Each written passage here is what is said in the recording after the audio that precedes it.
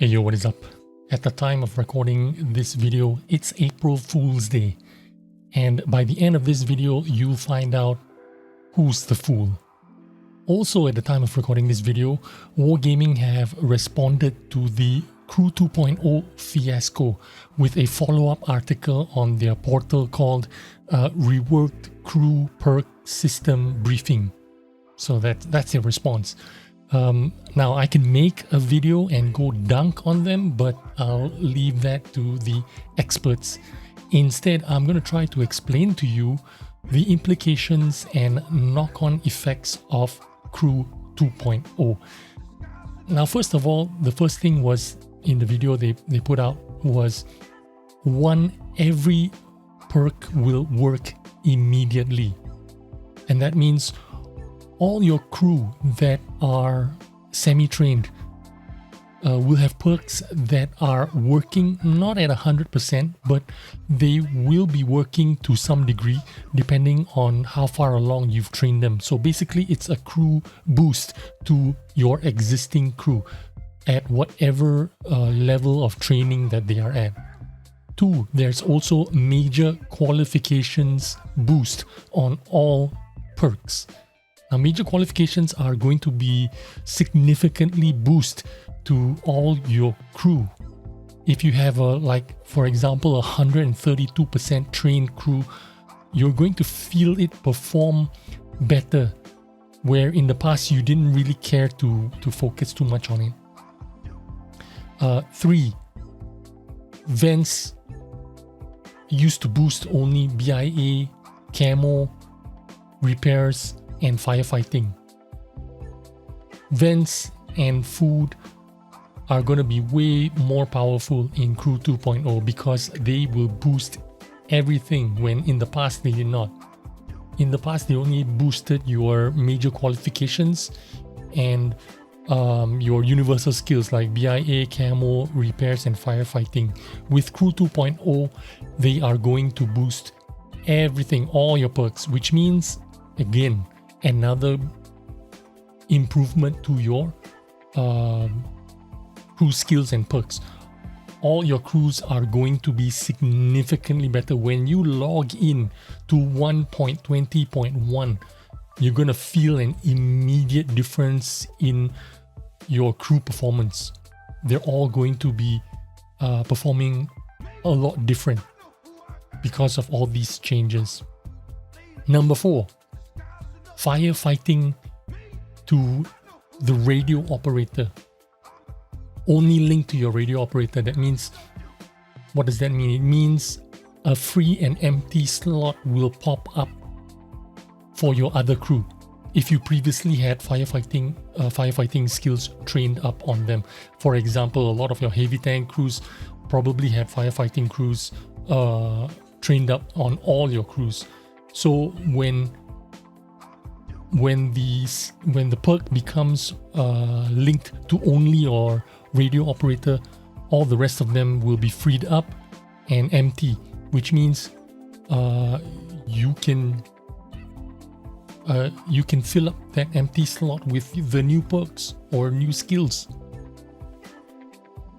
And this also means it's going to boost up your crews again even more. What does it all mean? What is this all mean? In the video, it says this is all done in the name of diversity. And on the face of it, this is a direct improvement on your crew skills that you can literally feel right away. Now, next up, old perks updated and reworked. Updated and reworked literally means boosted. If you research what updated and reworked means, it means all the old skills are reworked. They're boosted, basically, in case you didn't know. Boosted, increased effectiveness, more performance, greater abilities, whatever you want to call it. Now, I don't want to take up too much of your time going over the details of each and every crew skill or perk, but I'll summarize it somewhat for you. By the way, it seems like Wargaming are moving away from the word skills and just recategorized everything as perks, like what they did with premium ammo, which they now call special ammo, quote unquote. But on top of the old skills and perks being boosted, there is also new and improved skills and perks. For example, improving your accuracy by 2.5%, improving your aim time by 2.5%, engine power by 5%, concealment by 10%, gun loading speed by 2.5%, increased armor penetration by 2%, reduced spotting time by 1 second. Sweet. All the new perks don't look all that powerful because they're only minute percentile changes. But when you combine them, like any normal gamer would do, you can really assemble a very formidable crew, a set of crew for your tank that's going to be significantly better than a stock crew setup. As demonstrated by Des Games, you could keep your enemy spotted for 10 seconds longer than they can keep you spotted, for example. You can spot them for 18 seconds, keep them spotted for 18 seconds while they can only keep you spotted for 8 seconds. That is a lot of difference, right? Quickie Baby showed that you could keep yourself concealed in a bush while shooting your enemies and they wouldn't be able to spot you until you're right up in their face. You could get your Badger to 6,000 DPM and set a mouse on fire every 2 shots. Of course, these are demonstrations that absolutely push the possibilities to its maximum potential.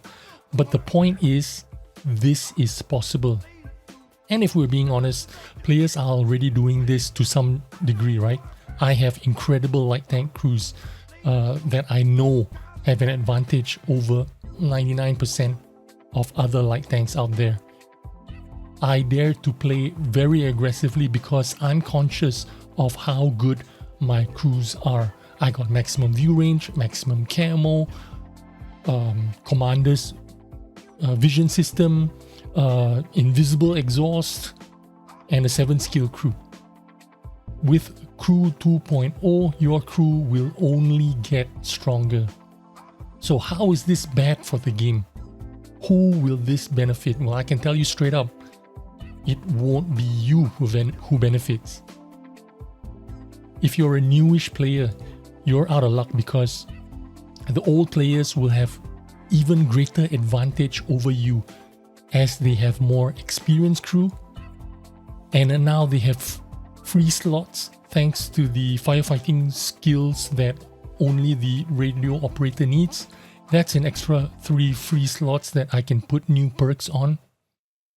If you're an old player, it won't benefit you either. Although on the surface it would seem like it.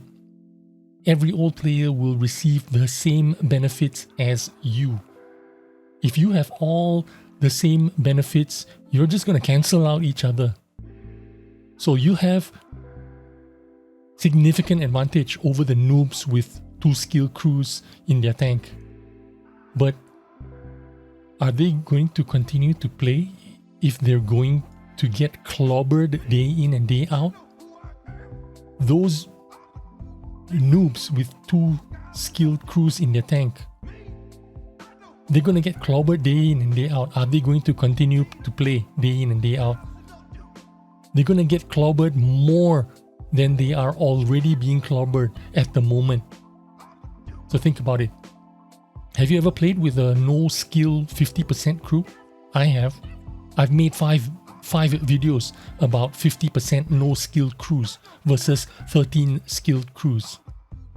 In those videos, I concluded that you can make 50% no skill crews work and playable. Yes, it's not optimal, but it is playable. You can survive. With the new Crew 2.0, you're going to feel a greater difference with crew skills and perks, and you're going to experience a significant difference between the haves and the have-nots. Will new players be willing to endure the suffering long enough to accumulate the necessary 7 skill crew needed to be competitive? In the current game, it's universally accepted that a 4 skill crew is a sufficient base standard. But in Crew 2.0, I think the unanimous decision is that probably this new minimum is now a 7 skill crew.